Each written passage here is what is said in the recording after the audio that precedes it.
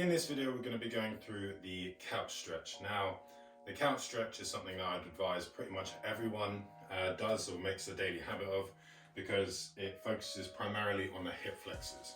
Okay, and if you think about being sat on Zoom meetings all day or long drives in the car, these hip flexors become short and weak and can often contribute to lower back pain. Okay, so there's two variations of this. There's an easy one and a hard one. We're going to go through the easier one first. If you don't feel anything, then by all means progress to the more difficult version.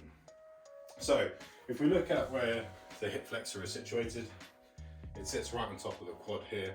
Now it gets short and weak from being in this position, we're going to extend. Okay, so the really important part is two main cues. Now the first part is you'll hear a lot throughout this series me refer to pelvic tilt, either being anterior, which we don't often want, which is me essentially sticking my bum out, and then posterior, which is me tucking my hips under. So think of your hips as a jug of water. Anterior is spilling water out the front, and posterior is spilling water out the back. Okay, so with this one, we really need that posterior pelvic tilt. So tipping water out the back of the jug.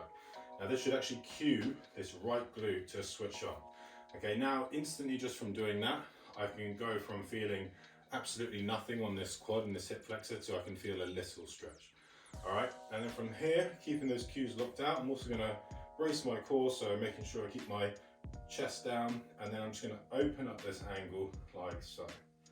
Okay, so because I do this stretch quite a lot, I don't really feel much. Remember, I always talk about the out of 10 scale.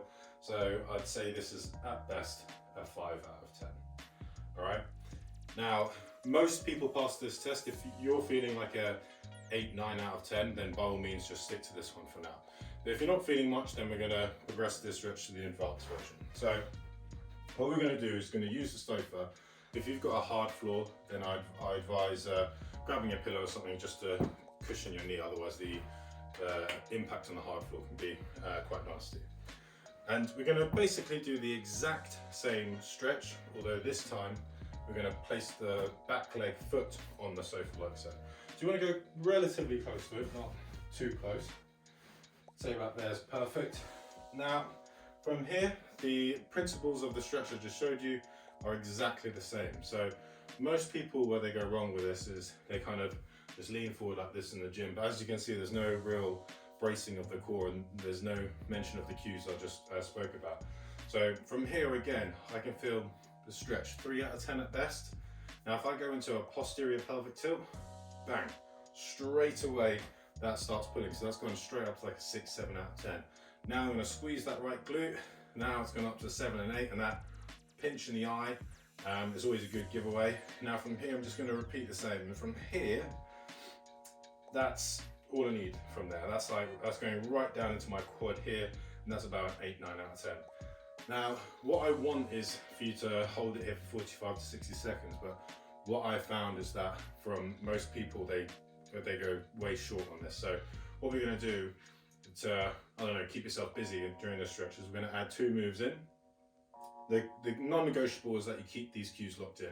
Posterior pelvic tilt, glute squeezed, tensing the abs, almost keeping your rib cage and your chest down. Now from here, I'm going to put my hands out in front of me, and I'm going to rotate away from the working leg. So I'm going to rotate away from my right leg to the left. So from there, and already there, it adds that dynamic element, which is really good pre-exercise. And as I turn around, I can really feel that digging into my quad a bit more. I'm just going to go for 6 of these rotations.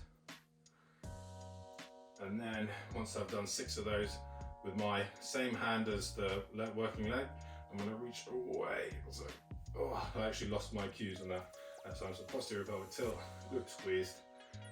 I'm just going to reach over. As you can see, I really don't need to go that much for that stretch to settle in. So I'm going to go for 6 of these. 1 more.